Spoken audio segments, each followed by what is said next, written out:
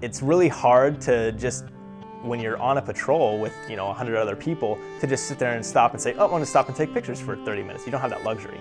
You're walking and you're in a formation with these people, so you have to constantly be moving while taking pictures. So I don't have the luxury of always looking through the lens. I don't have the luxury of stopping and getting these photos that I want and framing them. I have to constantly be moving, so it's really hard. You learn to contort your bodies in certain ways. You learn to pretty much never look through the viewfinder of the camera. You just don't have time. So as unprofessional or bad as it sounds, a lot of times my photos are me sticking my camera way up in the air or way down low or way out to the side and just spraying and praying and hoping I get something.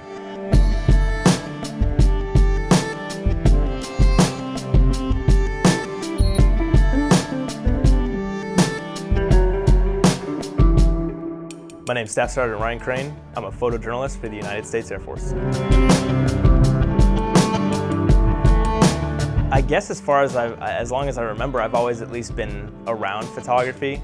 I got to be a sophomore in high school, and my school offered a photography class. I needed an art credit, so everything kind of worked out perfectly. So I went in the class. It was one of the traditional black room, roll your own film, go in there blind and learn how to do that, and I loved it. I was taking crappy pictures of trees and fences and fans and whatever, but I loved it. I was interested and I was hooked from that point on.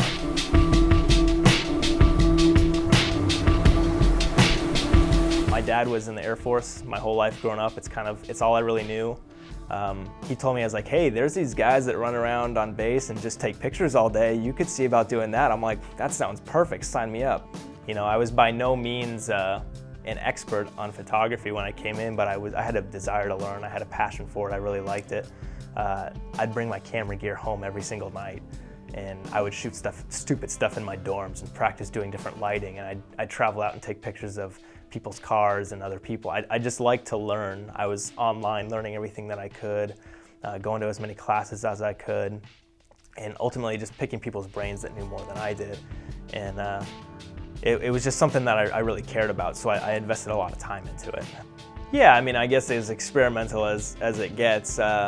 By trade, I'm a photojournalist. My job is to tell stories, news type things.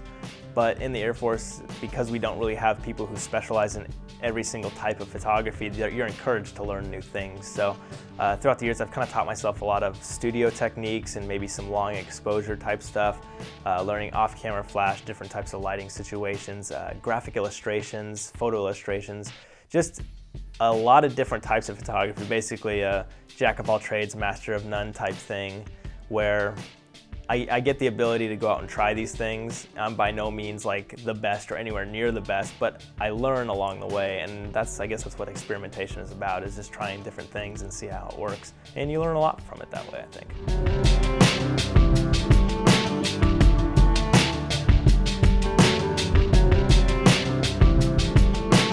A photojournalist in the Air Force does a couple things. We're obviously photographers and we're journalists. They try to combine us all into one package.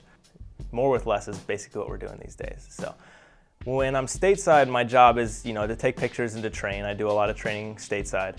And it's pretty mundane, just average photography jobs working for the base newspaper. But when I deploy, I get a chance to do something different. And that's my favorite part of the job is, not everyone gets a chance to travel to the places that the military goes to. How many people go to Afghanistan? How many people go to Iraq? How many people are going to Northern Africa? How many people get to go to Honduras and document the efforts of the military there? So I like the fact that this is unique. Not many people get these opportunities, and I've been given that opportunity.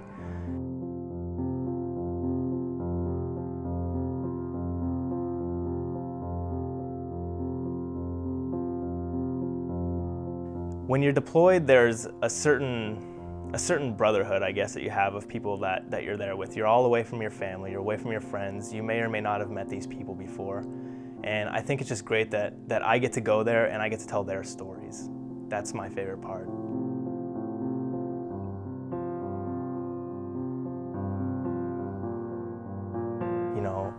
Joe Schmo from small town Massachusetts, he's in the National Guard and he works a day job making minimum wage. But when he goes and he's in the military, he's in the Army and he deploys to Afghanistan, he's there with his brothers. He's there with his friends, and he's laying his life on the line for those people, and I get to tell that story. That's kind of cool to me.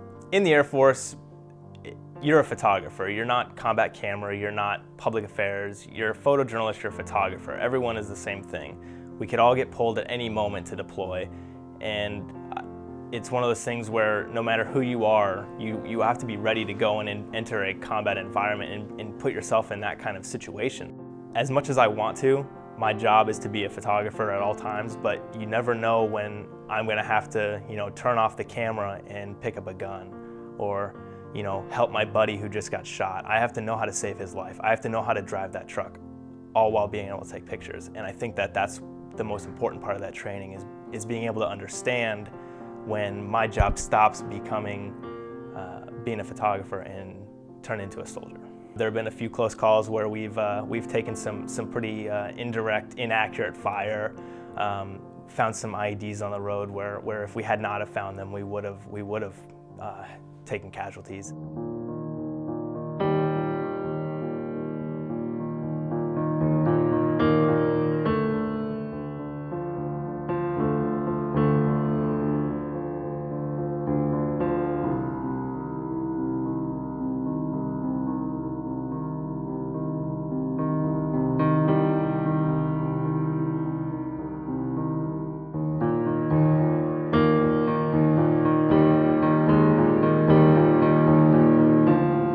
I think everyone gets scared when they go overseas. They know what they're doing. I mean, everyone that signed up after September 11th, they know that it's not a question of if you go, it's when you go, and everyone knows what they're doing. Especially when you're going to a place like Afghanistan and doing the mission that we did there, you know that there's a potential. And of course you get scared. Before we left for training, our commander made sure that every single one of us wrote letters to our spouses, to our kids, to our family members, and that was the hardest thing. I never thought that would be the hardest thing to do, but I'm sitting here like on my laptop bawling my eyes out while I talk to my daughter as if I'm dead. How terrible is that? I mean, it's stuff you don't want to think about, but it's absolute reality. Happy birthday, dear Mackenzie. Cha cha cha. Happy birthday to you. Cha cha cha. Blow it out. And it's unfortunate, but yeah, I mean, everyone's scared. But when you get over there and you have a job to do and you're sitting in the back of that truck and you're like, man, today could be my day, it hurts you more to think about it at that point. If you get it all out beforehand, it's a lot easier.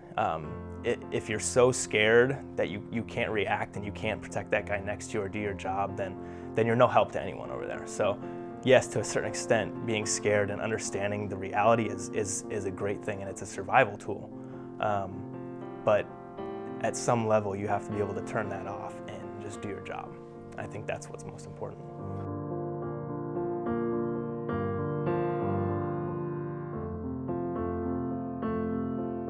I would say that this last deployment I went on was probably one of the hardest ones. The first time I was deployed, my wife was pregnant with our first kid, and I wasn't sure if I was going to get to go home and see her. I lucked out and I got to go home and be there for the birth.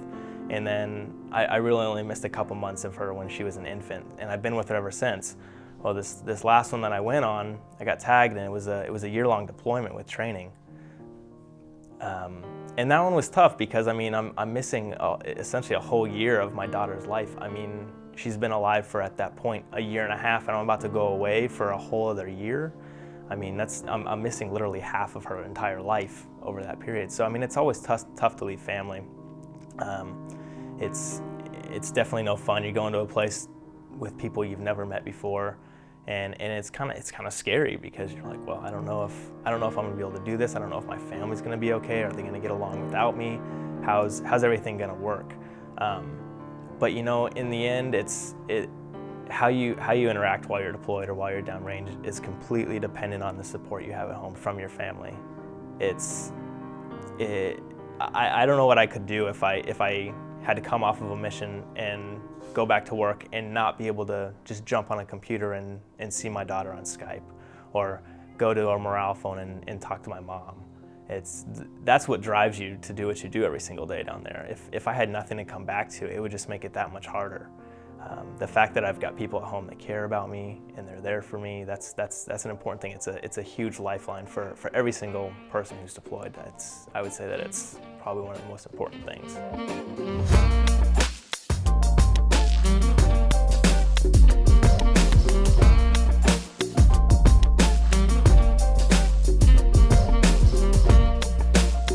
On a personal level, the stories that I tell, especially the stories where they're interacting with these people and meeting them, to me, it's just kind of heartwarming to see that. It's a whole other side of these people. These are hardened warriors that, you know, you see them running and diving and shooting and throwing grenades and all this stuff in training. Just badass dudes. And then you see them over there and they just kneel down and they smile and laugh and grab this kid's hand, give him a piece of candy, and they'll go back every single week and do that. It's just kind of amazing to see them turn it on and turn it off. And I think that's the most interesting thing, because people look at soldiers and airmen, soldiers, Marines, military members, and they just think these guys are badass, you know, this is them all the time. But you know, they're people. They're just like you and me, where you have compassion and you like to interact with people. And I like those stories. I like showing the other side of things.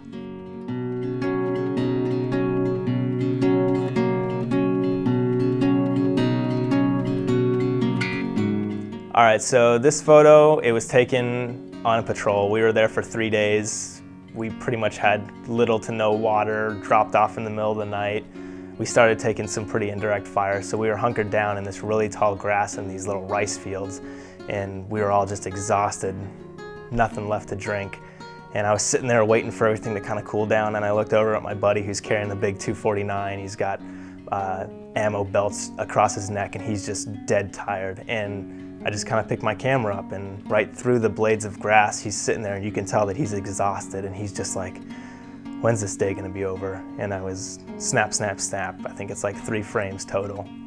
And you know, it was perfect. Everyone loved it. I just want to basically frame a little slice of that person's life and show it in one frame to my viewer. That's ultimately my goal. And you know, I think I've been pretty successful with it. I always have my camera, no matter where I went. I always had my camera with me, even if I was on a mission, even if we were just going to the chow hall or we were playing basketball or something like that. You never know when you're going to get that emotion, that shot that tells you a story.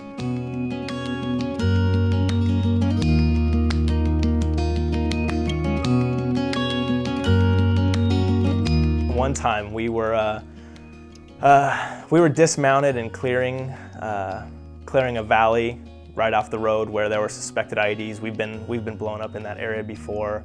So basically what we do is we get out and we sweep and we make sure there's nothing bad out there. So we're walking through this little farm area, and they have rice paddies there. And the rice paddy is exactly what you would think, little square pieces of land with little rice plants full of water. Well, the way to get in and around them, unless you want to get your boots completely wet, is you're walking on a balance beam sized piece of dirt. So, you know, there's 4 of us, 80 pounds worth of gear, walking on this little balance beam. I'm getting cool shots with the foliage, and I'm looking through the lens, and all of a sudden I get vertigo, distortion because of the lens, and I miss my step, and I literally fall like face first into this rice paddy of mud and nastiness, and the little farmer ladies out there just going, you know, and my pride was hurt. I got back up. The guys laughed at me and gave me shit for it. But you know, it was funny, and I always use that as my example that, you know, it's not a normal shooting setting. You really have to adapt to where you are, and you know, it's a big learning curve. But it forces you to be a better photographer and to make sure that you make the shots count. So I want these people and these kids to go back home when they leave Afghanistan. They put the uniform down and they go back to work. They can look back and show their kids and their grandkids that was daddy, that was mommy, you know, and that's kind of a cool feeling to me, is a little piece of history is preserved just through me being there.